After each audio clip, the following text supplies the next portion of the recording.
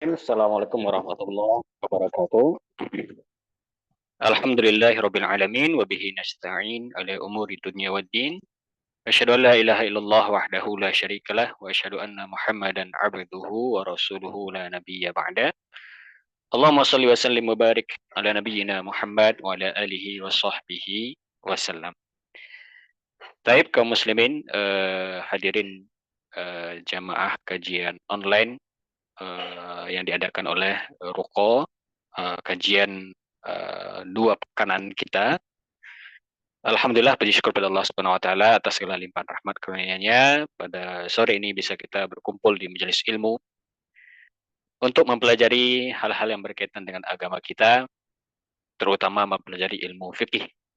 Yang mana ini adalah ilmu yang sangat penting dipelajari setiap muslim dan merupakan bagian dari tanda kebaikan yang sebagaimana disebutkan dalam hadis Nabi sallallahu alaihi wasallam, "Man yuridillahu bihi khairan yufaqihu fid din." Siapa yang Allah inginkan baginya kebaikan, maka diberikanlah dia kemudahan untuk memahami ilmu agama. Itu memahami ilmu agama. Maka ini yang sedang kita kerjakan, yang sedang kita lakukan, ya kita berusaha memahami tentang agama kita, terutama yang berkaitan dengan fikih dari awal berkaitan dengan taharah, lalu lanjut kita ke ibadah, salat, ya. Dan insyaallah kalau Allah berikan kemudahan, kita bisa lanjutkan ke bab-bab berikutnya tentang zakat, tentang muamalah, tentang fikih usrah, fikih keluarga, dan sebagainya. Baik, insyaallah pada sore ini kita akan membahas, melanjutkan pembahasan kita tentang sholat. Masih di muqaddimah, ya, pengantar tentang ilmu sholat yang merupakan sesuatu yang harus kita ketahui. Ya, karena Nabi SAW mengatakan, "Shallu kama ra'aitumuni usolli." Salatlah kalian sebagaimana kalian melihatku salat. Dan kenapa kita mesti benar-benar harus memahami tentang salat ini? Karena dia adalah ibadah yang paling inti dari semua ibadah. Ibadah yang menjadi kunci keselamatan di akhirat yang pertama yang akan ditanya. Dan dia ibadah yang boleh dikatakan tidak bisa ditinggalkan dengan uzur apapun. Ya, berbeda dengan kewajiban atau syariat yang lain, yang itu kadang diberikan keringanan. Ya, kalau ada uzur, seperti misalnya puasa Ramadan, boleh tidak berpuasa bagi orang safar atau sedang sakit misalnya. Tapi untuk sholat, kita tidak dapati ada uzur yang sebelumnya artinya dia bisa melakukan sholat, lalu misalnya datang uzur, yang mana uzur ini tidak uzur yang syar'i, lalu dia boleh meninggalkan. Ya, seperti misalnya orang sakit. Apakah orang sakit boleh meninggalkan sholat? Tidak. Bahkan di medan perang sekalipun, ya itu tetap wajib sholat. Maka ada namanya sholatul khauf, yaitu sholat dalam kondisi perang. Ya. Maka ini menunjukkan bagaimana pentingnya kita mempelajari fikih sholat. Terutama masih banyak di antara kaum muslimin yang belum memahami tentang sholat ini. Ya. Sehingga ada yang beranggapan kalau misalnya lagi safar boleh tidak sholat. Lagi sakit boleh tidak sholat. Ya, dan pemahaman-pemahaman yang lain yang patut kita luruskan. Maka ini yang akan kita pelajari insyaallah di pertemuan kita berkaitan dengan fikih sholat. Baik, hadirin jamaah kajian online Ruko, rahimani wa rahimakumullah. Di sini di buku Fikih Muyasar, ya bisa kita lihat di layar, disebutkan tentang al-babur rabi', bab yang keempat, fi syurutis shalah, ya, berkaitan dengan syarat salat, wa arkaniha, dan rukun-rukunnya, wa adillatu dzalik, dan dalil-dalil yang berkaitan dengan hal tersebut, wa hukmu tarikiha, dan hukum orang yang meninggalkan salat. Jadi ada beberapa poin pembahasan di sini. Baik, kita mulai dari syurutus shalah, yaitu syarat salat. Jadi salat itu sebelum kita melakukan salat ada namanya syarat. Nah, syarat ini, apa itu syarat? Ya, pernah kita bahas dulu di pembahasan fikih Syam. Ya, syarat itu artinya sesuatu yang harus dikerjakan, yang mana suatu hukum bergantung kepadanya. Dalam artian kalau syarat ini tidak dikerjakan atau tidak dipenuhi, maka hukum tidak berlaku. Ya, ibadah tidak sah, ya tidak berlaku. Maka syarat ini sesuatu yang hukumnya wajib untuk dipenuhi. Nah, ini yang berkaitan dengan syarat. Sebagai contoh misalnya di antara syarat sholat itu adalah berwudu. Ya, maka tidak sah sholat kalau orang tidak berwudu. Ya. Dan dia harus dikerjakan sebelum ibadah. Harus ditunaikan dan dipenuhi sebelum ibadah. Ini membedakan syarat dengan rukun. Jadi antara syarat dengan rukun ada titik persamaan. Persamaannya dia sama-sama wajib dikerjakan. Bedanya kalau syarat ini dipenuhi sebelum ibadah, kalau rukun dia ada di bagian atau di dalam ibadah. Lalu syarat itu dibagi oleh para ulama ada dua bentuk. Pertama ada syarat wajib, yang kedua ada syarat sah. Nah, apa itu syarat wajib? Ya, syarat wajib artinya sesuatu yang kalau dia terpenuhi, maka ibadah atau hukum melekat pada orang tersebut sehingga dia menjadi wajib. Artinya syarat wajib itu adalah ibadah hanya diwajibkan bagi orang-orang yang memenuhi syarat ini. Nah, itu namanya syarat wajib. Lalu ada namanya syarat sah, yaitu sahnya ibadah bergantung pada syarat-syarat ini. Ini dari definisi masing-masing kedua syarat wajib dan syarat sah.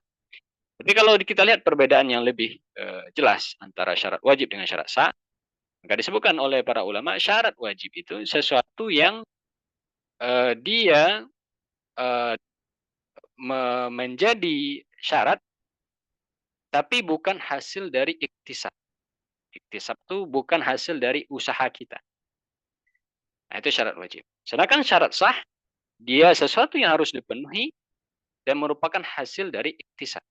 Iktisab itu adalah kasbuna, itu usaha kita untuk memenuhinya. Nah, ini syarat sah. Nah, nanti kita lihat. Di sini disebutkan ala man tajib. Ya, syarat wajib salat. Nah, di sini disebutkan syarat wajib salat. Tajibu 'alal muslim al-baligh al-aqil. Ya, syarat atau salat itu wajib terhadap seorang muslim balik berakal. Perhatikan di sini. Berarti syarat wajib itu ada 3. Syarat wajib salat ada 3. Yang pertama adalah Islam, muslim. Ya, maka tadi kita sampaikan syarat wajib itu sesuatu yang bukan hasil dari iktisab. Ya, maka Islam, ya seseorang dari lahir dia sudah Islam dan banyak dari keislaman seseorang itu bukan hasil dari upayanya, tapi memang hasil dari apa yang kita yakini, apa yang kita bawa dan apa yang diajarkan oleh orang tua kita, guru-guru kita. Ya, sehingga seorang yang muslim wajib baginya sholat. Ya, maka tidak sah sholat bagi orang yang selain Islam. Meskipun mereka akan dimintai pertanggungjawaban dari perbuatan mereka meninggalkan semua ibadah. Dan ini adalah mazhab jumhur ulama. Jadi orang yang tidak Islam, orang kafir, itu mereka nanti diazab karena meninggalkan usuluddin, yaitu meninggalkan syahadat tauhid, sebagaimana mereka diazab karena meninggalkan furu', meninggalkan cabang-cabang ibadah. Sehingga dengan itu berlipat-lipatlah azab mereka. Ya, mereka diazab karena tidak sholat. Mereka diazab karena tidak zakat. Mereka diazab juga karena tidak puasa Ramadan. Ya, dan seandainya mereka kerjakan ketika dunia pun juga tidak sah. Ya, tidak diterima. Karena syarat diterimanya amal adalah iman dulu. Tidak beriman, tidak akan diterima amal. Dan di antara dalil yang menunjukkan bahwasanya orang kafir diazab karena furu' ibadah atau karena meninggalkan sholat, bisa kita lihat dalam surat di antaranya surat At-Taubah ayat 54. Allah mengatakan wa ma mana'ahum an tuqbala minhum nafaqatuhum illa annahum kafaru billah. Tidak ada yang menghalangi mereka dari diterimanya sedekah atau infak mereka melainkan karena mereka kafir kepada Allah Subhanahu wa taala dan kafir kepada Rasul. Jadi penghalang nafkah atau sedekah atau infak ya yang mereka keluarkan ketika dunia dan itu tidak diterima Allah, penghalangnya adalah karena mereka kafir kepada Allah Subhanahu wa taala. Ya, dan ini suatu hal yang patut dijadikan sebagai wujud syukur ya, sebab syukur kita kepada Allah, yaitu Allah lahirkan kita dalam keadaan beriman, ditetapkan kita dalam keadaan iman. Sehingga dengan itu selamat kita dari azab Ya, secara hukum asal orang beriman selamat dari azab. Ya, meskipun nanti ada yang diazab dulu, tapi insya Allah akhir dari kehidupan orang beriman adalah surga insya Allah Ta'ala. Tapi ini syarat pertama adalah Islam. Lalu syarat kedua adalah balik. Ya, maka syarat wajib dari sholat adalah balik. Artinya apa? Orang yang balik wajib bagi mereka sholat. Sebaliknya, yang belum balik berarti tidak wajib sholat. Ini sesuai dengan hadis Nabi Sallallahu Alaihi Wasallam. Kata Nabi Sallallahu Alaihi Wasallam, ya rufi'al qalamu an thalathatin. Ya, diangkat catatan pena, artinya catatan dosa dari 3 orang. Ya, di antaranya wa anis sabiyyi hatta yahtalim. Ya, yaitu dari anak bayi atau anak kecil sampai dia mimpi basah. Ini sampai batas usia balik. Maka anak yang belum balik tidak wajib sholat. Tapi kalau misalnya dia sholat, maka sholatnya sah. Dan ini berdasarkan hadis Nabi Sallallahu Alaihi Wasallam, kata Nabi Sallallahu Alaihi Wasallam, muru auladakum bis salati lisaba. Ya, kata Nabi SAW, perintahkan anak-anak kalian untuk sholat ketika umur 7 tahun. Dan umur 7 tahun itu adalah usia yang seseorang belum sampai ke batas balik secara umum. Ya. Tapi Nabi sudah perintahkan kita untuk menyuruh mereka sholat. Nah, ini menunjukkan sholatnya anak yang belum balik itu sah. Tapi mereka belum wajib. Ya, dan di antara hikmah perintah Nabi menyuruh anak sholat di umur 7 tahun adalah untuk sebagai tadrib, sebagai untuk latihan, pembiasaan. Ya, lalu kata Nabi, wadribuhum 'alaiha li'ashrin. Pukullah mereka atas sholat itu ketika berumur 10 tahun. Artinya didiklah lagi dengan sesuatu yang lebih agak keras. Ya, karena kalau sudah umur 10 tahun ini sudah usia mendekati balik. Kalau anak masih melalaikan sholat dan dia sudah hampir usia balik, maka dikhawatirkan ketika baliknya datang, mereka masih belum terlatih menjaga sholat 5 waktu.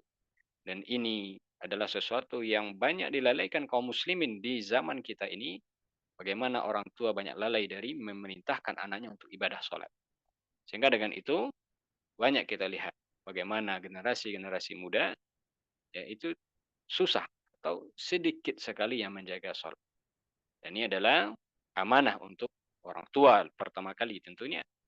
Lalu amanah untuk para guru, ya, dan para ustadz, dan yang lainnya. Bagaimana kita ya mengajarkan, memahamkan anak-anak kita tentang perkara sholat ini. Baik, jadi syarat wajib yang pertama adalah Islam, syarat wajib kedua adalah balik, dan yang ketiga adalah al-aqil. Maka tidak wajib sholat bagi orang yang tidak berakal. Dan akil, ya, ini juga sesuatu yang menjadi penentu, ya, seseorang apakah dia sudah dikenakan kewajiban atau tidak. Sehingga orang yang belum sampai ke batas akil, maka dia tidak diwajibkan untuk sholat dan untuk ibadah apapun yang lain. Ya, karena orang yang tidak berakal, gugur baginya ibadah, dan kalaupun dia ibadah, maka tidak sah. Nah, dan ini disebutkan oleh para ulama. Maka orang yang tidak berakal tidak wajib ibadah, tidak wajib sholat, dan kalaupun dia sholat, maka tidak sah. Dan ini disepakati oleh para ulama.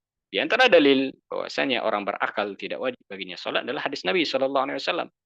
Sekarang tadi yang disebutkan diangkat catatan dari 3 orang, di antaranya adalah anil majnuni hatta yafiqa. Ya, dan dari orang gila sampai dia sembuh.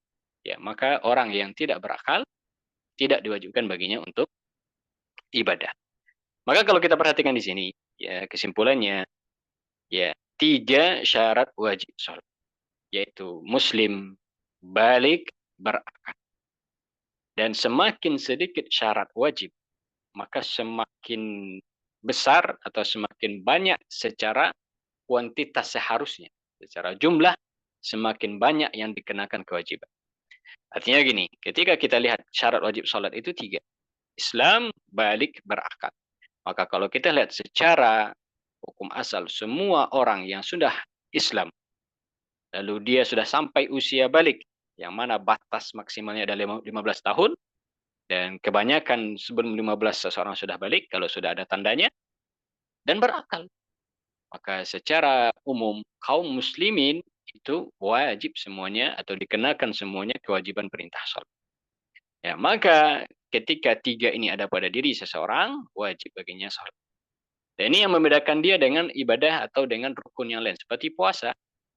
Ya, kita dapati di syarat wajib puasa itu ada dua tambahan syarat wajib.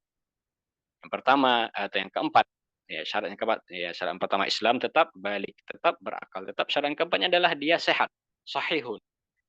Ya, sehingga dengan itu orang yang sakit atau dalam kondisi yang tidak sehat maka dia boleh tidak puasa Ramadan. Ya, dan di antara syarat juga untuk puasa adalah mukim. Ada tambahan yang kelima adalah mukim. Artinya dia tidak sedang melakukan safar sehingga orang musafir boleh tidak puasa. Tapi kalau untuk sholat tidak ada dua tambahan ini. Tidak ada syarat wajib sholat itu harus sehat. Tidak ada syarat wajib sholat itu harus mukim. Sehingga orang sakit tetap wajib sholat. Kata Nabi SAW, "Sholli qa'iman." Sholatlah dalam keadaan berdiri. Fa'ilam tastati', kalau engkau tak sanggup berdiri, faqa'idan, maka duduklah. Sholatlah sambil duduk. Fa'ilam tastati', kalau tidak mampu duduk, fa'ala janbin, maka sholatlah sambil berbaring. Ini menunjukkan bahwasanya perintah sholat berlaku bagi siapapun ketika yang tiga ini terpenuhi. Islam balik berakal. Sakitkah dia, maka tetap wajib sholat. Tapi bagaimana kalau musafir? Tetap wajib sholat. Orang safar, seberat apapun safarnya, tidak ada keringanan untuk meninggalkan sholat. Yang ada adalah rukhsah, keringanan untuk menjamak, ya menggabungkan dua sholat atau memangkas sholat yang empat menjadi dua. Alhamdulillah, itu adalah keringanan dari Allah Subhanahu wa taala, tapi tidak ada namanya uzur meninggalkan. Ya, sehingga dengan itu ya wajib kita pahami ya ketika pada diri seseorang ada yang tiga ini, Islam balik berakal, wajib baginya sholat. Dan inilah yang patut kita tanamkan untuk diri kita pertama kali dan untuk orang-orang di bawah perwalian kita yang menjadi amanah bagi kita, anak-anak kita, ya, keponakan kita, ya, anak didik kita, tanamkan tentang kewajiban perintah sholat ini ya, sedari mereka masih kecil. Karena kalau sudah usia balik dan mereka lalai dalam hal ini, maka berat perkaranya untuk kita ya yang mengemban amanah pasti akan ditanya. Dan Nabi sallallahu alaihi wasallam, kullukum ra'in, kullukum mas'ulun an ra'iyati. Setiap kalian adalah pemimpin dan akan ditanyai nanti di akhir tentang kepemimpinannya. Baik, jemaah kajian online sore ini rahimakumullah. Kita lanjut. Ya, dari syarat wajib kita pindah ke namanya syarat sah salat. Jadi kita sebutkan syarat wajib itu sesuatu yang kalau dia ada maka harus atau berlaku baginya kewajiban salat. Dan dia umumnya bukan hasil dari usaha kita, tapi dia datang dengan sesuatu yang bukan ikhtiar, bukan pilihan. Seperti Islam, balik. Ya, balik bukan keinginan kita untuk balik. Berakal bukan keinginan kita untuk berakal. Ya, bukan hasil ikhtiar. Nah, syarat sah ini yang akan kita bahas ya, adalah sesuatu yang harus dipenuhi menjadi penentu sahnya salat kita. Kalau dia tidak terpenuhi, maka salat tidak sah. Ya, sehingga dengan ini seseorang sebelum melakukan sholat wajib memahami syarat sah ini. Karena dia menjadi penentu sahnya sholat seseorang diterima atau tidak. Kalau sholatnya sah diterima. Kalau sholat tidak sah, maka berarti dia tertolak. Sehingga dengan itu, ketika dia sudah mengetahuinya, wajib baginya untuk mengulang. Wajib baginya untuk memenuhinya di ibadah-ibadah berikutnya.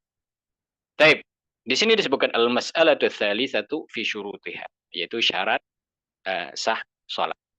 Dan kalau kita lihat di sini syarat sah penulis dari kitab fikih muyasar itu masih memasukkan antara syarat wajib, sebagian dari syarat wajib memasukkan ke syarat sah. Ya, di antaranya di sini disebutkan syurutuha tis'atun. Syarat sah salat itu adalah 9. Yang pertama al-Islam. Jadi Islam dia syarat wajib dan dia juga sekaligus syarat sah. Sehingga dengan itu kita pahami berarti orang kafir, orang yang tidak Islam, ketika dia ibadah salat, maka salatnya tidak sah. Fala tasihhu min kafir. Maka tidak sah salatnya orang kafir.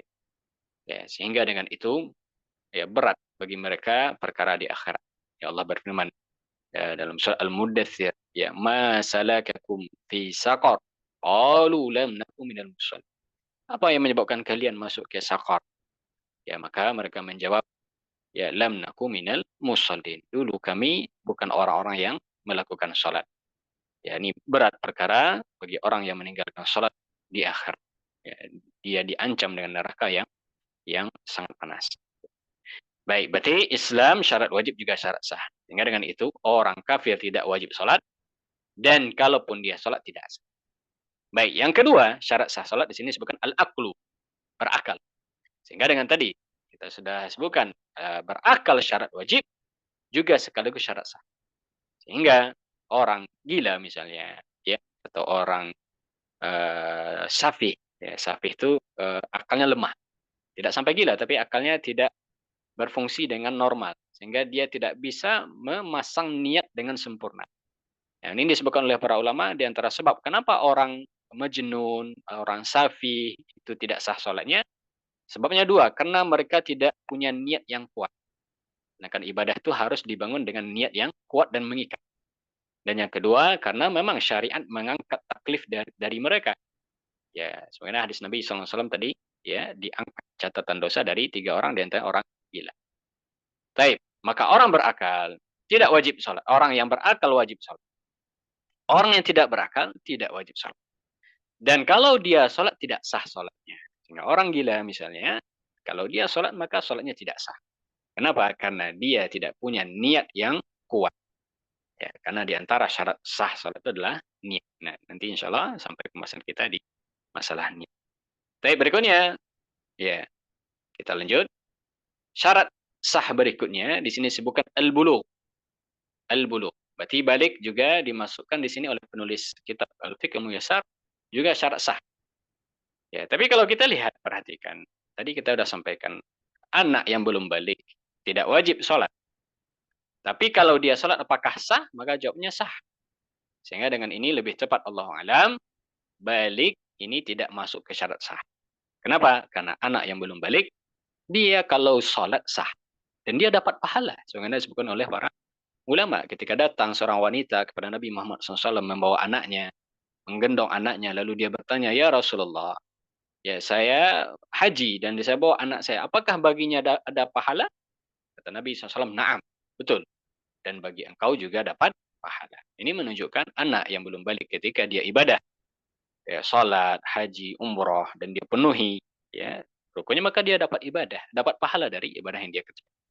Ya, maka ini pendapat yang lebih kuat Allah alam, balik tidak masuk syarat sah, dia hanya masuk ke syarat wajib. Kenapa? Karena anak yang belum balik, kalau dia ibadah, maka ibadahnya sah, dia dapat pahala.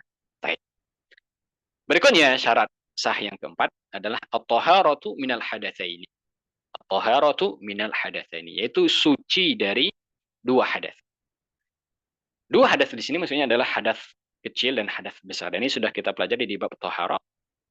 Ya, hadas itu adalah suatu sifat yang melekat di badan seseorang yang menghalanginya dari sah ibadah. Dari sahnya salat itu namanya hadas. Dan dia adalah amrun nisbi, maknawi. Dia tidak bisa dilihat. Ini bedanya hadas sama najis. Ya. Kalau najis itu sesuatu yang dia sifatnya apa namanya, bisa dilihat.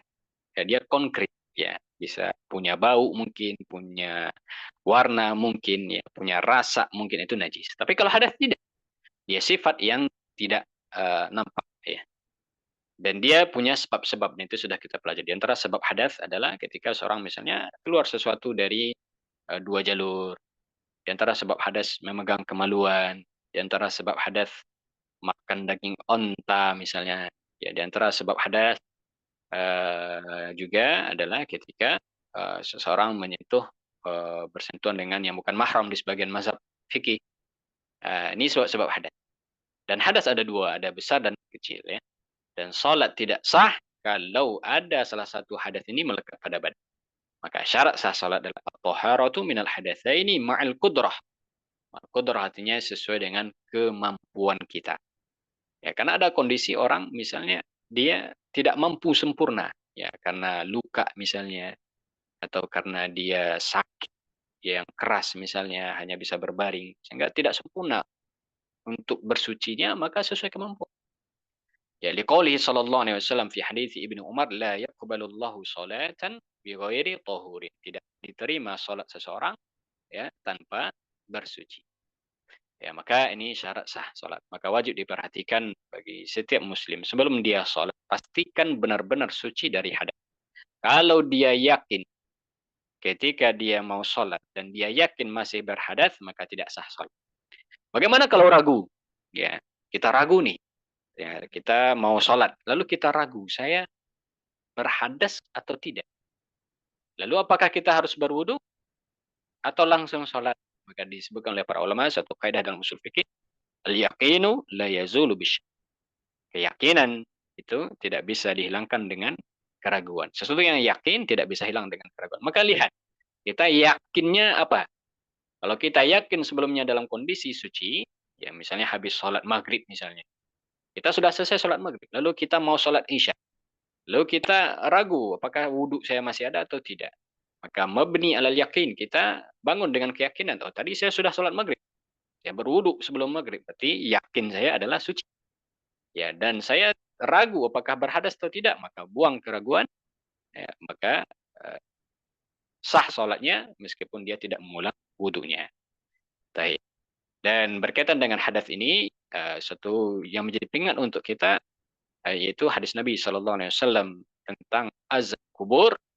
Ya, di antara penyebab azab kubur adalah banyak orang ya tidak memperhatikan atau tidak bersih ketika berhadas, ketika membersihkan sesuatu yang menyebabkan dia berhadas. Ya, kata Nabi Sallallahu Alaihi Wasallam, ketika Nabi melewati dua kuburan, lalu Nabi mengatakan, innahuma la yu'adzabani wa ma yu'adzabani fil kabir. Keduanya sedang diazab, tidaklah mereka diazab perkara yang berat, perkara yang besar. Amma ahaduhuma fakana la yastatiru minal baul. Salah satu dari mereka dahulu di dunia banyak yang tidak memperhatikan kesuciannya setelah buang air kecil. Nah, maka perkara ini penting kita perhatikan. Banyak dari sebagian orang tidak memperhatikan. Ya, ketika dia buang air kecil misalnya, lalu ada percikan yang mengenai kakinya, mengenai bajunya, celananya, lalu dia tetap sholat, ya maka ini bisa merusak sholatnya, membatalkan sholatnya, dan bisa menjadi penyebab dari azab kubur. Ya, maka kita perlu ya umat Islam ini benar-benar memperhatikan perkara tohar. Dan ini diantara sebab kedatangan kecintaan Allah Subhanahu Wa Taala kepada kita. Banyak dalam ayat Allah mengatakan, Innallaha yuhibbul mutatahhirin. Allah mencintai orang-orang yang bersuci. Baik, kita masuk syarat yang kelima. Ya, insyaallah kita ambil 5 syarat sah pada sore ini, yaitu dukhulul waqti lis-shalatil muaqqatah. Syarat sah berikutnya adalah masuknya waktu untuk salat-salat yang memang dia sudah ditentukan waktunya. Berdasarkan firman Allah Subhanahu wa taala, "Innas salata kanat 'alal mu'minina kitaban mauquta." Sesungguhnya salat bagi orang beriman itu sudah memiliki waktu yang ditentukan. Ya. Maka kita perlu tahu juga bahwasanya waktu atau masuknya waktu salat ya, ini menjadi syarat sah. Sehingga kalau ada orang salat di luar waktu atau sebelum masuk waktunya, maka kita katakan salatnya tidak sah. Ya, karena syarat sah masuk. Maka secara hukum asal tidak boleh salat di luar waktu. Ya, melainkan atau kecuali apa-apa yang memang dibolehkan oleh syariat. Di antara kita atau di antara sebab seseorang boleh salat di luar waktu ketika dia safar. Dia boleh menjamak, ya, menjamak takdim atau jamak takhir, itu adalah salat di luar waktu. Ya, ketika seorang jamak takdim misalnya dia salat asar di waktu zuhur, berarti dia salat asar di luar waktunya, sebelum masuk waktunya, dan ini diboleh. Secara hukum asal tidak boleh. Ya, kecuali apa yang memang dibolehkan atau diberikan keringanan oleh syariat. Baik, maka ketika ada seseorang misalnya sholat, lalu dia dapati sholatnya sebelum masuk waktu. Mungkin karena dia salah melihat jam, ya, atau mungkin dia kira sudah azan. Lalu setelah selesai sholat, dia lihat lagi. Oh, ternyata belum masuk waktunya. Maka bagaimana sholat kita yang tadi? Maka batal. ya, belum dianggap. Sehingga ketika masuk waktu yang sah, yang resmi, dia wajib mengulang salatnya. Baik. Wali hadis Jibril hina amman Nabi sallallahu alaihi wasallam. Dan ini juga dalil tentang waktu salat di hadis Nabi SAW. Dan ini adalah dalil yang sangat lengkap ya menjelaskan tentang waktu salat. Karena disebutkan di sini tentang bagaimana Jibril mengajarkan Nabi waktu salat. Yaitu disebutkan dalam hadis tersebut, Nabi datang 2 hari. Hari pertama, malaikat Jibril datang kepada Nabi 2 hari. Hari pertama datang di awal waktu, lalu hari kedua Jibril datang di akhir waktu. Lalu setelah selesai, kata Jibril kepada Nabi Muhammad SAW, "Tsumma qala ma baina hadainil waqtaini waqtun." Antara dua waktu ini, itulah waktu salat. Fala tasihhu salatu qabla dukhuli waqtiha wala ba'da khuruji ila li'udhri. Maka tidak sah salat sebelum masuk waktu dan tidak pula sah salat setelah keluar waktu kecuali kalau ada uzur. Kecuali kalau ada uzur. Baik. Ada beberapa catatan terkait waktu salat yang mudah-mudahan bisa menjadi ilmu tambahan bagi kita. Ya.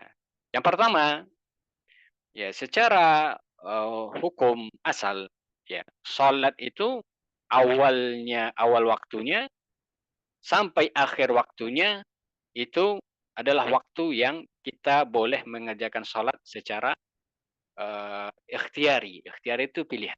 Artinya gini, ketika orang salat zuhur misalnya di awal waktu dia salat zuhur maka sah. Lalu dia salat di jam 2 misalnya, sekarang sah. Lalu dia salat di jam 3 dan sebelum masuk waktu asar maka sah salat zuhurnya. Dan ini hukum asal dan ini berlaku untuk semua salat yang 5. Dikecualikan 2 salat. Jadi 2 salat itu memiliki 2 waktu. Ada namanya waktu ikhtiyari, ada namanya waktu ittirari. Nah, ini akan kita bahas sedikit. Jadi ada 2 salat dari yang 5 ini, dia punya waktu ikhtiyari, ada punya waktu ittirari. Waktu ikhtiyari maknanya adalah waktu yang memang kita boleh memilih. Ya, mengerjakannya antara rentang waktu ini. Sedangkan waktu ittirari adalah waktu yang hanya dibolehkan dalam kondisi darurat saja. Nah, mana 2 salat yang memiliki 2 waktu ini adalah salat asar satu sama salat isya. Salat asar dan salat isya. Baik, untuk salat asar, ya awal waktunya dimulai dengan berakhirnya salat zuhur. Ya, kalau disebutkan dalam hadis, ya masuk waktu asar itu ketika panjang bayangan suatu benda sama dengan panjang aslinya. Ya. Lalu kapan berakhir waktu asar? Disebutkan dalam mazhab ulama fikih bahwasannya waktu asar untuk ikhtiyari berakhir dengan datangnya isfirar. Isfirar itu adalah cahaya kekuning-kuningan. Ya, sehingga seseorang boleh memilih melakukan sholat asar ya antara rentang waktu ini, yaitu dari masuknya waktu sampai muncul cahaya kekuning-kuning. Sedangkan waktu ittirar, waktu darurat, itu dimulai dari munculnya cahaya kekuningan sampai terbenam matahari. Sehingga dengan itu, tidak boleh seseorang menyengajakan mengakhirkan sholat asar sampai sudah muncul cahaya kekuningan padahal dia tidak ada uzur. Dia tidak dalam kondisi darurat. Ya. Maka disebutkan oleh para ulama, ya, seseorang sengaja dia meninggalkan ini, dia meninggalkan sholat asar sampai muncul cahaya kuning. Meskipun matahari belum terbenam. Maka sholatnya sah, tapi dia berdosa. Sholatnya sah, ya, dia tetap dianggap mengerjakan sholat di waktunya, tapi dia berdosa. Nah, ini yang lebih dikuatkan oleh para ulama. Sebagaimana disebutkan oleh Imam Ibnu Qudamah.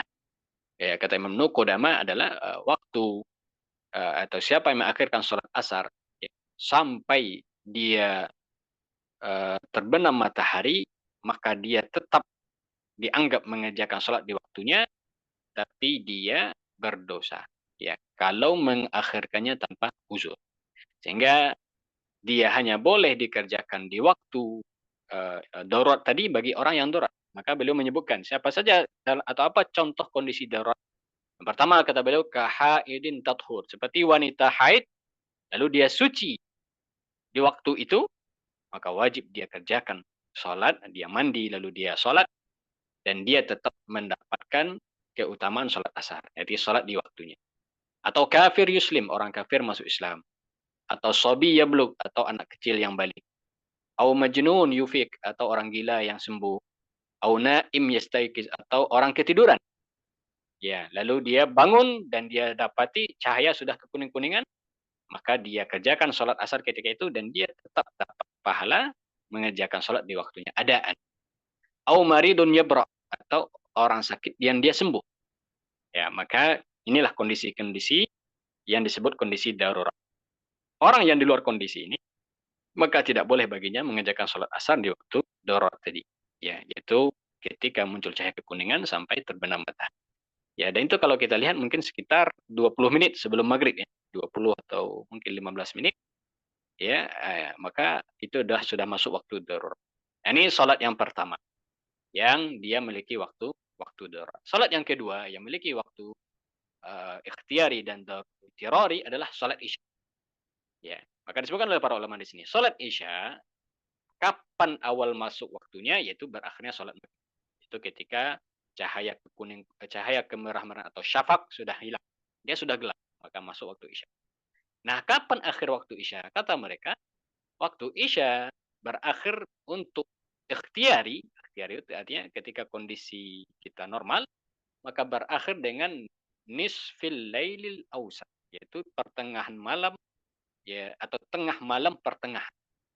Artinya di tengah-tengah malam. Itu akhir waktu isya untuk ikhtiar. Nah, bagaimana cara menghitungnya? Lihat.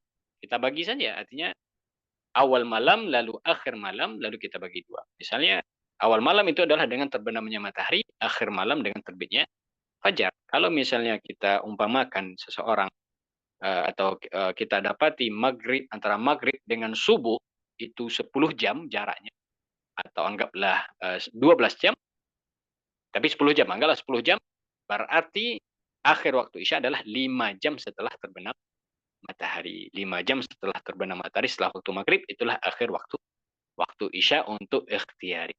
Sedangkan waktu darurinya, ya, maka dari tengah malam sampai terbit fajar. Ini pendapat jumhur ulama. Jadi kata mereka, untuk waktu isya, ya hanya sampai tengah malam. Lalu dari tengah malam sampai fajar, itu hanya dikhususkan bagi kondisi darurat. Sebagaimana yang disebutkan oleh Ibnu Qudamah tadi. Yaitu orang sakit, lalu dia sembuh. Orang tidur, lalu dia terbangun. Tiduran, lalu dia terbangun. Atau wanita haid, lalu dia suci. Atau orang gila, lalu dia sembuh. Maka waktu ini hanya dikhususkan untuk orang-orang seperti ini. Ya, sebagian ulama mengatakan, ya, di antara adalah pendapat Syekh Al-Utsaimin rahimahullah taala, untuk waktu isya hanya sampai tengah malam dan tidak punya waktu darurat, kata beliau. Ya, di antara dalilnya karena di Al-Qur'an Allah mengatakan aqimis sholata liduluki syamsi ila ghasaqil lail. Ya, tegakkanlah salat dari tergelincir matahari sampai pertengahan malam. Dan di sini Allah tidak mengatakan ila tulu'il fajri. Ya, berarti salat isya itu hanya sampai tengah malam, tidak sampai terbit fajar. Ya, dan juga dalam hadis Nabi SAW mengatakan waktul isya ila nisfil lailil awsat. Waktu isya itu adalah sampai tengah malam, pertengahan. Itu dibagi dua antara malam. Sehingga dengan ini kata beliau, tidak boleh seorang mengakhirkan waktu isya melewati tengah malam sengaja. Ya, karena kalau seperti itu berarti dia sudah sholat di luar waktunya. Tapi yang lebih kuat Allah alam, pendapat mayoritas ulama, bahwasanya seseorang itu boleh ya mengerjakan sholat isya ya ketika sudah lewat tengah malam, tapi dalam kondisi darurat saja. Ya, tapi kalau kondisi ikhtiari, kondisi dia lagi santai, lagi tidak ada kondisi darurat, maka hanya sampai pertengahan malam.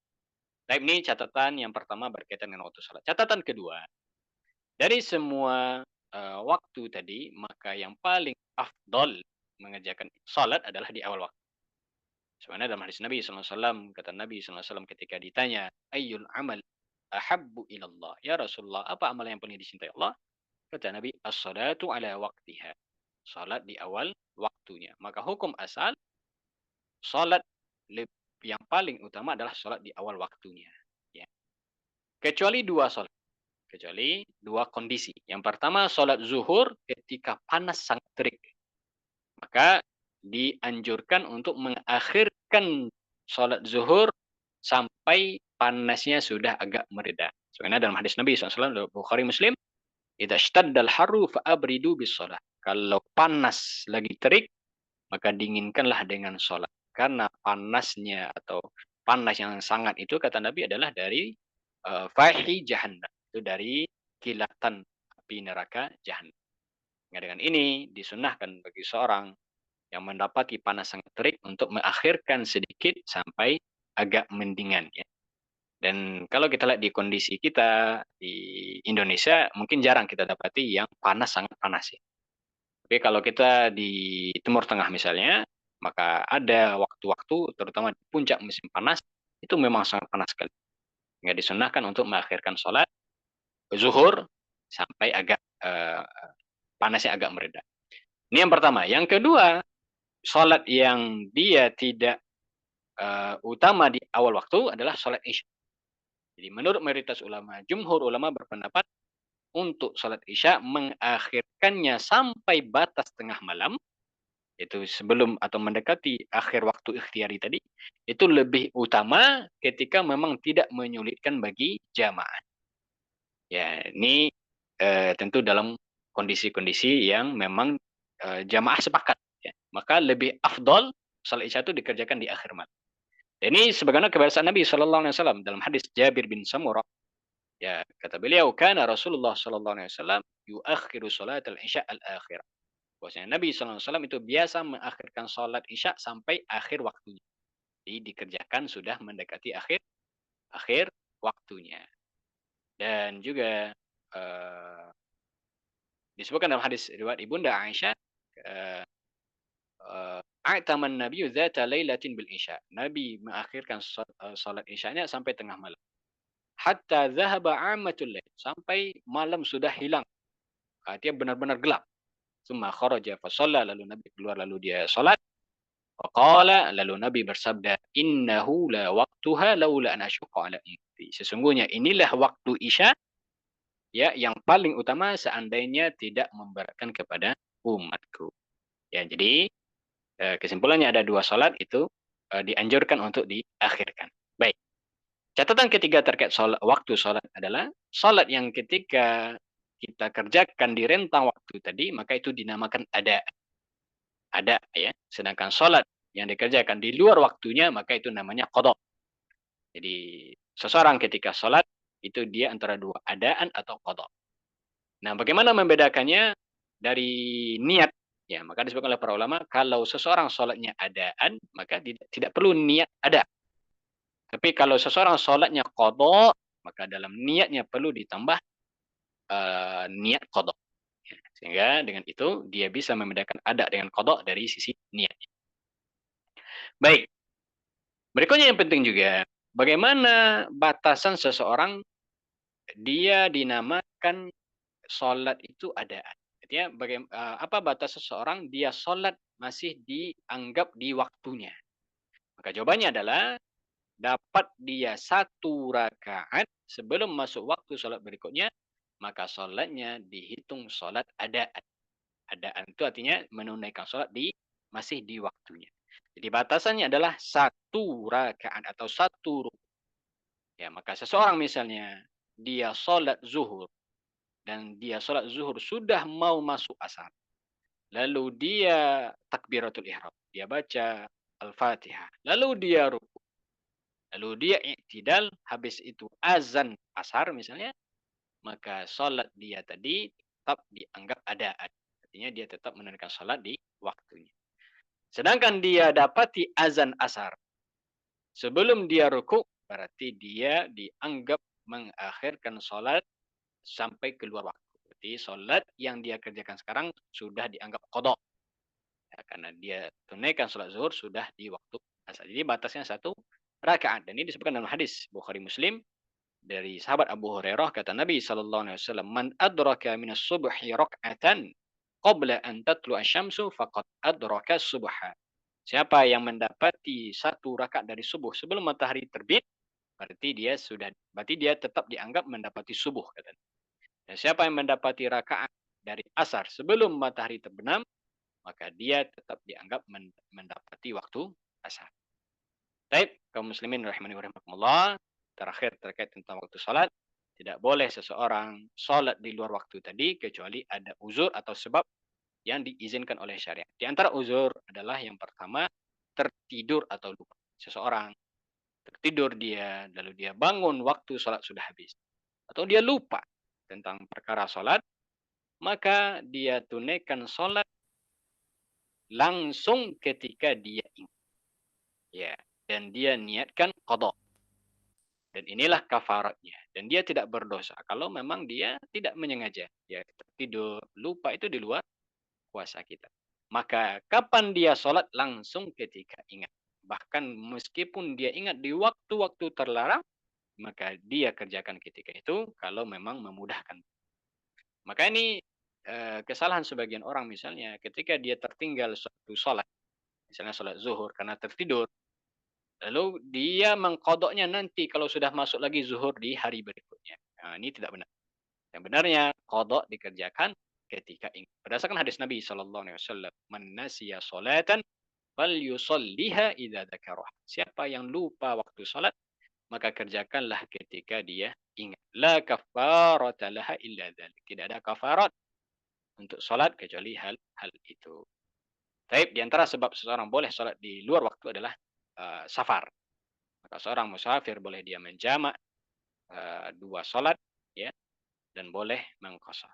Di antara sebab juga seorang boleh sholat di luar waktu atau menjamak adalah kalau ada kesulitan atau ada hajat khusus. Seperti di antaranya dalam hadis adalah hujan deras atau sakit parah, ya, maka seseorang boleh menjamak dalam hal. Tapi di luar uzur-uzur yang tadi, maka tidak boleh seseorang menyengaja meninggalkan sholat. Ya. Karena kalau sengaja dia meninggalkan, maka jatuh kepada suatu dosa yang sangat besar. Disebutkan oleh para ulama, meninggalkan sholat sengaja ini dosanya melebihi semua dosa besar. Artinya dia sudah melakukan suatu pelanggaran yang dosanya mengalahkan semua dosa besar. Dia mengalahkan dosa zina, mengalahkan dosa riba, mengalahkan dosa sihir. Ya, dosa meninggalkan sholat sengaja ini adalah perkara yang sangat berat. Dan betapa banyak dari kaum muslimin di zaman kita lil asaf mimma ta'ummu bihil balwa, ujian yang sangat besar di akhir zaman, bagaimana orang mudah sekali meninggalkan salat. Suatu hal yang dianggap ringan, ya. Maka ini menjadi catatan untuk kita, ya, terutama bagi yang menyampaikan dan bagi kita semua yang mendengar, dan untuk kaum muslimin secara umum, ya, untuk bagaimana mereka memang berusaha semampu mungkin salat di waktunya. Kalaupun tidak bisa di awal waktu, maka waktu salat itu muwassa'un, dia waktu yang panjang. Ya, boleh dikerjakan di tengah waktunya, ya. Jangan sampai dia menyengaja meninggalkan sampai lewat waktunya. Baik. Nah, inilah yang menjadi catatan untuk kita bersama dan insyaallah kita cuma di sini pembahasan kita sore ini syarat sah salat. Kesimpulannya, syarat wajib ada 3, Islam balik berakal. Syarat sah salat ya di antara Islam, lalu ada berakal. Balik tadi kita keluarkan karena dia tidak masuk syarat sah. Yang ketiga taharah, bersuci dari hadas, dan yang kelima masuk waktu sholat, ya. Nah, insyaallah kita lanjutkan di sesi berikutnya untuk syarat sah yang sisa insyaallah taala. Barakallahu fikum, jazakumullah khairan. Kita serahkan kepada moderator Ustaz Fa'al, tafadhal. Ustaz, syukron, jazakallah khairan Ustaz atas penjelasan yang cukup detail dan bermanfaat. Insya Allah baik. Ikhwan sekalian, saat ini kita buka sesi tanya jawab. Bagi peserta yang ingin bertanya, dipersilakan menekan tombol raise hand atau mengetik di chat room. Atau baik, ada satu Ustaz dari Wahyudi. Tafadhol Ustaz Wahyudi. Tafadhol. Assalamualaikum warahmatullahi wabarakatuh, Ustaz. Waalaikumsalam. Nah, izin ada 3 pertanyaan, Ustaz. Pertama, untuk yang sholat berjamaah di masjid gitu ya, ketika memang ada di saf kita itu ada anak-anak yang mungkin belum balik gitu, atau mungkin tidak ada wudhu di dalamnya, atau ada najis yang mungkin dia belum berwudhu gitu ya, belum bersihkan, berdiri di saf kita, itu apakah menjadi pembatal sholat dalam sholat kita yang secara berjamaah gitu, Ustaz. Nah, kedua, eh, tadi dikatakan bahwa Rasulullah itu Shallallahu Alaihi Wasallam eh, lebih utama mengakhirkan sholat isya, dan mungkin kalau sholat isya itu di akhir tengah malam ya. Dan ada juga yang mana ketika mungkin Afan kalau ada salah, ada hadis lain yang mengatakan jangan tidur sebelum sholat isya. Nah, apakah ketika mengakhirkan sholat isya itu perlu tidur dulu, Ustaz, jika Rasulullah melakukannya? Nah, terus kemudian yang tiga adalah sholat ketika terjadinya hujan deras. Misalkan kita mau sholat maghrib, dan sudah selesai sholat maghrib, tiba-tiba hujan deras, yang mana para jamaah tidak apa namanya eh, tidak bisa untuk, nah itu apakah bisa digabung langsung ke sholat isya atau gimana, Ustaz, atau gimana kondisinya? Waktu itu ada yang mengatakan bahwa ketika terjadi hujan deras ya bisa dijamak gitu terus untuk sholat berikutnya. Mohon penjelasannya, Ustaz. Nah, barakallahu fiik. Baik, Masya Allah, jazakallah khair pertanyaannya. Tiga pertanyaan dari Walid. Yang pertama masalah saf, ya. Saf sholat itu adalah di antara perkara yang sangat diperhatikan di dalam agama kita. Ya, Nabi SAW sebelum sholat itu beliau sangat menekankan untuk meluruskan saf. Nabi SAW sawwu sufufakum, luruskan saf kalian. Fa inna tasyiyata sufuf min tamamis shalah. Lurusnya saf itu dari kesempurnaan salat. Baik, ada kondisi atau perkara yang menjadi mungkin polemik bagi sebagian. Itu masalah di tengah saf ada anak yang kecil yang dia belum perhatian lah masalah najis, ya masalah wudhu dan yang lainnya.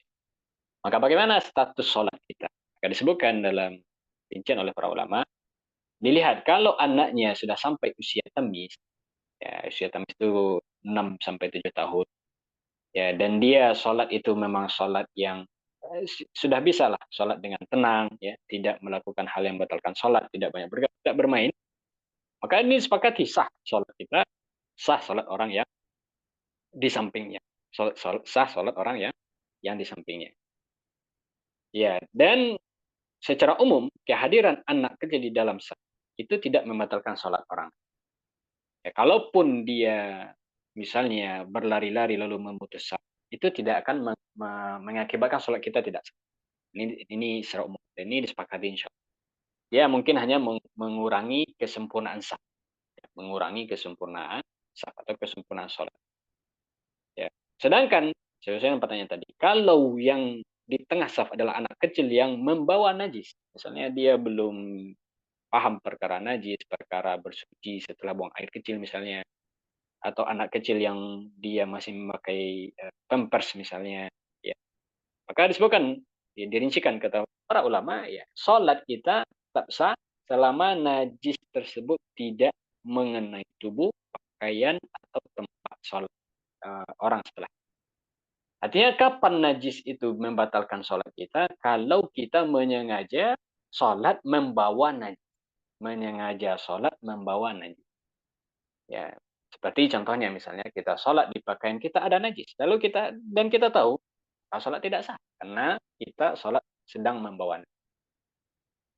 Termasuk dalam hal ini seseorang sholat menggendong bayinya yang memakai pampers misalnya, dan dia yakin bayi ini sedang bernajis, lalu dia menyengaja sholat sambil menggendongnya, ini membatalkan sholat. Ini disebutkan dalam sebagian masalah. Sedangkan kalau dia tidak menyengaja membawa najis, hanya sekedar bersentuhan dan dia tidak menyengaja, atau dia menyentuhnya untuk menghindarkannya, maka salatnya sah insyaallah ta'ala. Ya, jadi kesimpulannya, jika najis tersebut tidak menyentuh kita, menyebar, maka salat kita sah. Ya hanya saja mungkin dia mengurangi kesempurnaan sah, mengurangi kesempurnaan sah. Ya maka wajib diperhatikan untuk orang tua yang membawa anaknya, Kalau memang dia dapati anaknya belum paham masalah fikih sholat atau belum benar-benar sampai ke usia tamyiz, usia yang dia sudah bisa membedakan mana yang najis, mana yang tidak, maka sebaiknya ketika kita bawa dia sholat, kita cari posisi yang dia tidak di tengah-tengah. Mungkin kita cari posisi di ujung saf, ya, atau kita tempatkan dia mungkin di belakang, ya, atau tidak di tengah. Ini sebisa mungkin kita usahakan.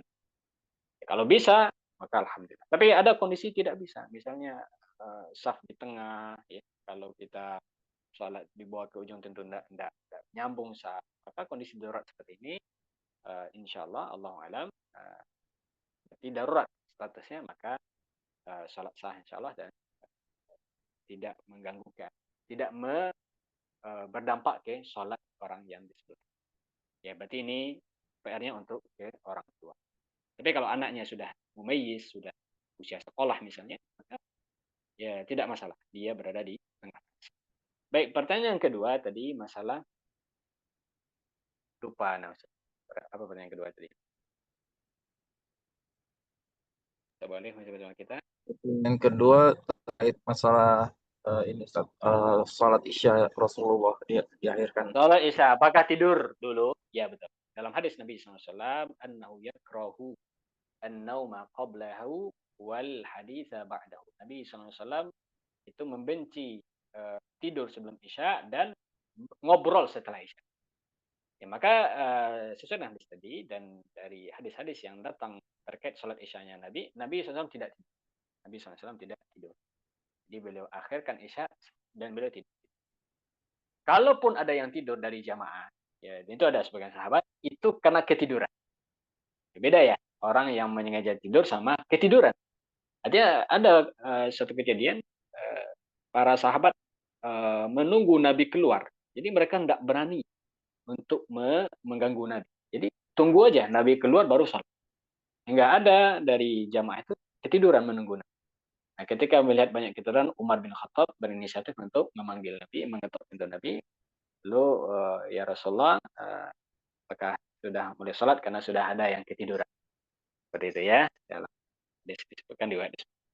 Maka kalaupun misalnya tidur sengaja kita tidur pun tidak masalah. Dia kalaupun dia ini hukumnya makruh. Artinya makruh pun tidak, makruh itu kan sesuatu yang dia tidak sampai ke batas haram. Tapi afdolnya tentu tidak tidur ya sebelum isya. Ini diantara tidur yang dimakruh. Dan dimakruhkan berbicara, banyak ngobrol yang tidak membawa manfaat setelah isya. Di antara hikmahnya supaya dia bersegera tidur untuk bisa bersiap-siap dengan ibadah di hari berikutnya atau di sholat malamnya, subuhnya misalnya. Allahu a'lam.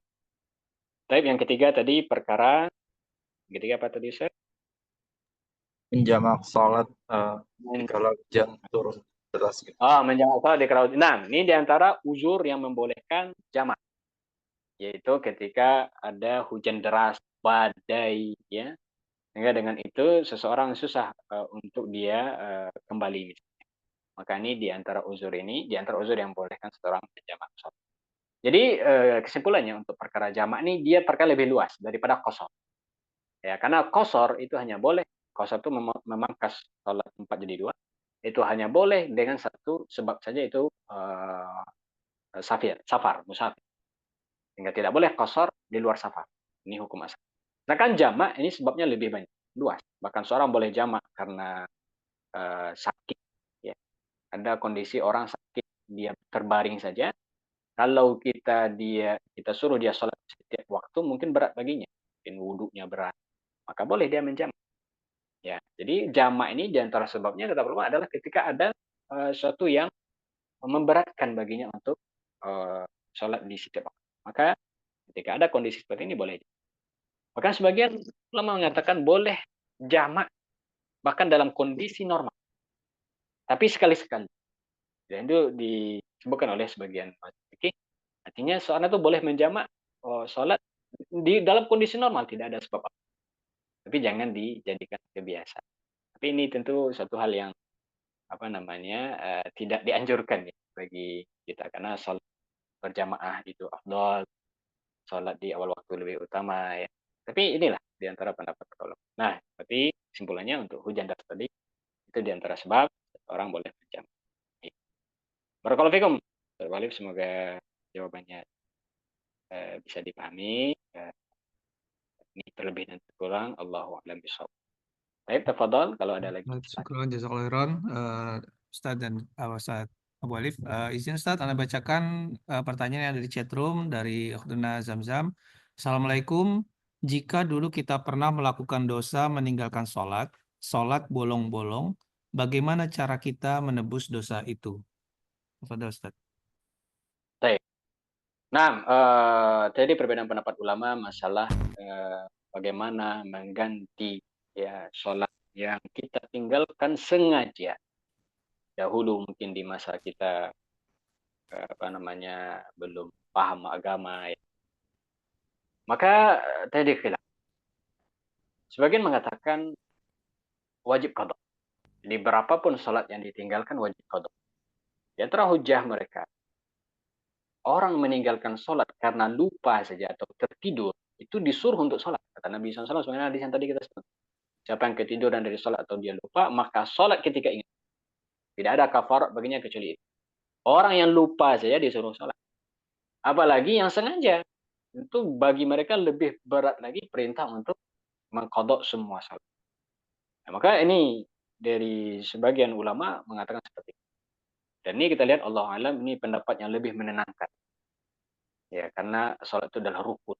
Ya, sesuatu yang dia menjadi beban sejak kita mukallaf sampai usia balik maka dia beban. Maka sebisa mungkin ya kita qadha. Dan ini lebih kehati-hati. Bagaimana cara mengqadha sholat yang kita tinggalkan Ustaz? Maka diperkirakan, dikadarkan, dihitung. Berapa tahunkah misalnya? Mungkin 3 tahun, 5 tahun. Lalu kita berangsur-angsur mengqadhanya. Dan qadha ini tak mesti dalam satu waktu semua salat kita tunaikan. Sebagian ulama mengasih di antara bentuk qadhanya selesai sholat kita sholat lagi. Dan niatkan sholat yang kedua ini adalah qadha. Selesai sholat kita sholat. Sholat kita sholat. Qadha. Ini pendapat yang pertama. Pendapat yang kedua, ini pendapat yang kalau kita lihat sekilas lebih ringan. Tapi kalau kita dalami, dia jauh lebih berat dari pendapat pertama. Apa kata mereka? Sholat yang sudah ditinggalkan sengaja tidak bisa lagi dibayar. Tidak ada qadha baginya. Cukup dengan diganti dengan tobat, istighfar, banyak amal soleh. Tapi kenapa tidak ada qadha? Kita lihat alasannya, kata mereka. Salat yang ditinggalkan sengaja itu tidak bisa lagi diganti, meskipun diganti dengan 1000 salat setelah. Ya. Jangankan bertahun-tahun, satu salat saja ditinggalkan sengaja, maka dia ingin menggantinya 1000 salat tidak akan bisa terbayar. Artinya catatan dosanya itu sudah tercatat. Ya, sehingga dengan itu dia bisa menebusnya dengan taubat nasuha. Lalu dia istighfar, lalu dia perbanyak amal soleh, perbanyak salat sunnah. Ya, sebagaimana dalam hadis Nabi SAW, taqillah haitsuma kunta wa atbi'is sayyi'atal hasanata tamhu. Bertakwalah dimanapun kamu berada dan ikutilah amal buruk dengan amal baik, niscaya itu bisa menghapus. Nah, jadi kata mereka, tidak perlu qadha bukan berarti dia ringan, enggak. Tidak qadha karena tidak akan bisa terbayar dengan sholat berapa kali pun. Jadi ada dua perbedaan pendapat. Tapi bagaimana tadi kita sampaikan, yang lebih kehati-hatian ya kita berusaha untuk membayar. Artinya dengan itu kita banyak sholat, ya tentu lebih banyak ruku lagi, lebih banyak sujud yang kita kerjakan, itu lebih menjadi kehati-hatian untuk kita dan lebih mendatangkan pahala yang lebih banyak lagi insya Allah. Baik, barakallahu fikum. Pak Zamzam ya. Baik. Ada lagi berikutnya? Ustaz, ada lagi Ustaz di chatroom Huna Adio. Izin bertanya Ustadz, bagaimana kondisi menunda sholat karena menunggu imam tetap masjid datang atau memberi durasi antara azan dan iqomah untuk sholat sunnah? Saat maghrib ada tempat yang setelah azan langsung iqomah. Itu pertanyaan pertama Ustadz. Pertanyaan kedua, terkait hukum tidak ada sholat saat azan. Lalu bagaimana jika kita sedang safar, namun tidak ada masjid sehingga harus sholat di hotel? Dan tahu masuk sholat dari notifikasi HP. Apakah memberi jeda dulu atau boleh langsung sholat? Demikian Ustaz. Nah, barakallahu fikum. Baik, pertanyaan Dua pertanyaan di sini. Pertama, bagaimana kondisi menunda sholat karena menunggu imam tetap ya, masjid datang, atau memberi durasi antara azan dan iqamah untuk sholat sunnah. Karena kurang paham, tapi yang tertangkap bahwasanya seseorang boleh menunda sholat. Bukan menunda artinya. Kalau kita sholat di masjid yang di situ punya imam tetap, atau dinamakan imam rotib, maka sholat itu dimulai kalau imam itu sudah datang. Jadi ini hukum asal. Jadi penentu sholat mulai tidak itu adalah dengan datangnya imam. Datangnya imam. Kalau imam datang, sholat dimulai. Kalau imam belum datang, sholat belum dimulai. Ya, berapapun waktunya. Ya, dan ini sebagaimana tadi kita sebutkan kisah Nabi SAW mengakhirkan isya. Ya, dan para jemaah tidak boleh memulai sholat ya sendiri misalnya, atau dia angkat imam yang lain supaya sholat dikerjakan. Nah, kalau masjid itu sudah punya imam tetap adalah imam yang digaji sebenarnya oleh pemerintah atau oleh masyarakat, maka kita tunggu. Ya, kecuali di kondisi misalnya memang kita dapati dia sedang di luar, itu beda kasus. Baik, maka hukum asal sholat itu adalah dengan. Dan ini juga disebutkan oleh para ulama ketika kita dengar iqamah, kapan kita berdiri, yaitu kalau kita sudah melihat imam. Kalau imam kita sudah datang, maka itu waktu kita untuk berdiri. Dan untuk sholat maghrib ada tempat yang setelah azan langsung iqamah. Iya, betul. Dan ini kalau kita lihat, karena memang ada di sebagian pendapat fikih, mereka mengatakan untuk maghrib itu waktunya satu saja. Artinya jeda antara waktu maghrib sampai akhir waktunya itu sangat singkat. Sehingga di sebagian masjid kita dapati azan langsung iqamah. Tentu ini sah saja, tapi meninggalkan yang afdal. Afdalnya adalah disediakan waktu untuk sholat sunnah. Tapi kalau kita dapati memang kita di masjid yang memang tidak ada jeda, udah berarti kita ikut. Jangan pula kita sholat 2 rakaat dulu, baru kita gabung bersama masjid. Jadi kalau sudah iqamat, langsung kita ikut bersama jamaah. Dan terkait masalah untuk sholat sebelum maghrib ini, ada perintah dari Nabi SAW 3 kali. Lalu di yang keempat kata Nabi, liman syaa. Kata Nabi SAW, sallu qabla maghrib. Sholatlah sebelum maghrib. 2 rakaat, sholatlah sebelum maghrib. 3 kali kata Nabi. Lalu yang keempat, liman syaa, bagi yang ingin. Ya, sehingga dengan itu, sholat sebelum maghrib itu adalah sholat yang sifatnya pilihan. Kalau yang ingin sholat silahkan, yang tidak ingin silahkan. Baik. Yang kedua tadi terkait hukum tidak ada sholat saat azan. Tidak ada sholat saat azan. Boleh tidak seseorang sholat langsung ketika dia dengar azan? Artinya azan masuk lalu dia langsung sholat. Atau nunggu jeda dulu, atau boleh langsung sholat. Nah, secara hukum asal boleh. Karena sholat itu syaratnya adalah masuk waktu. Dan kalau kita pasti memastikan waktu sudah masuk, maka sah sudah sholat. Nah, masalah dia apakah harus sholat nunggu jeda dulu, tidak harus. Tapi tentu yang lebih afdalnya kita kalau kita punya sholat rawatib, itu kita sholat sunnah rawatib dulu. Ya, lalu habis itu kita sholat wajib. Tapi kalau dalam kondisi safar, ya maka ulama menyebutkan safar ini diantara sebab seseorang tidak perlu sholat rawatib. Dia cukup sholat wajib. Maka seperti ini, insya Allah, kalau kita memang tidak mendengar azan sama sekali, maka boleh kita langsung sholat.